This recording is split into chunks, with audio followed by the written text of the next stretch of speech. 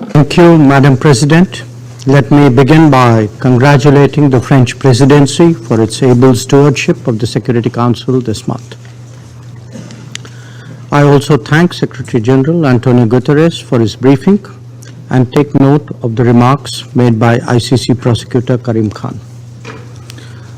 Allow me, Madam President, to preface my remarks by reminding the Council that India is not a signatory to the Rome Statute, nor a member of the International Criminal Court.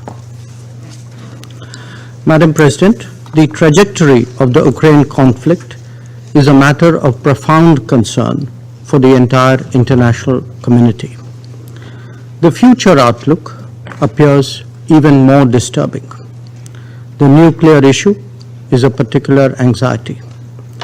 In a globalized world, the impact of the conflict is being felt even in distant regions.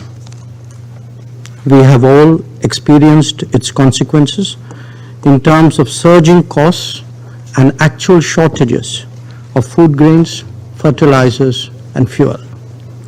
On this score too, there are good grounds to be worried about what awaits us.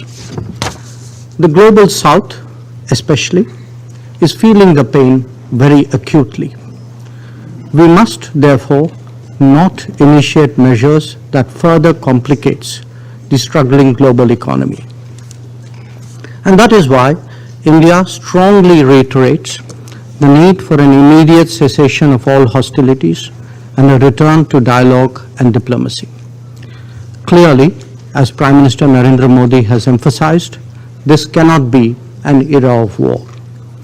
On our part, we are also providing both humanitarian assistance to Ukraine and economic support to some of our neighbors under economic stress.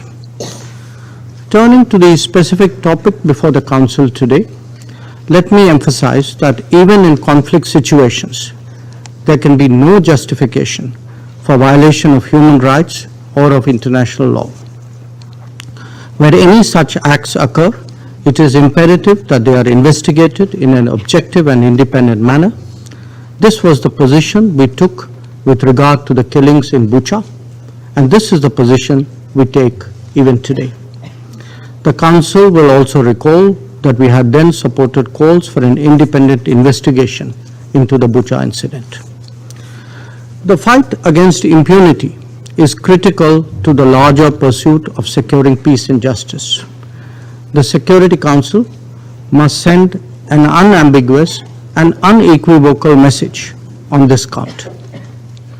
Politics should never, ever provide cover to evade accountability, nor indeed to facilitate impunity. Regrettably, we have seen this of late in this very chamber when it comes to sanctioning of some of the world's most dreaded terrorists.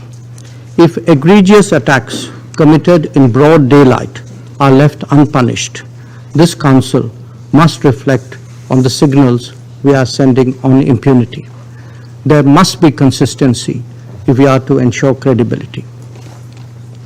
Once again, let me emphasize, Madam President, that the need of the hour is to end this conflict in Ukraine and return to the negotiating table. This Council is the most powerful contemporary symbol of diplomacy. It must continue to live up to its purpose. The global order that we all subscribe to is based on international law, UN Charter, and respect for the territorial integrity and sovereignty of all states. These principles, too, must be upheld without exception. I thank you, Madam President.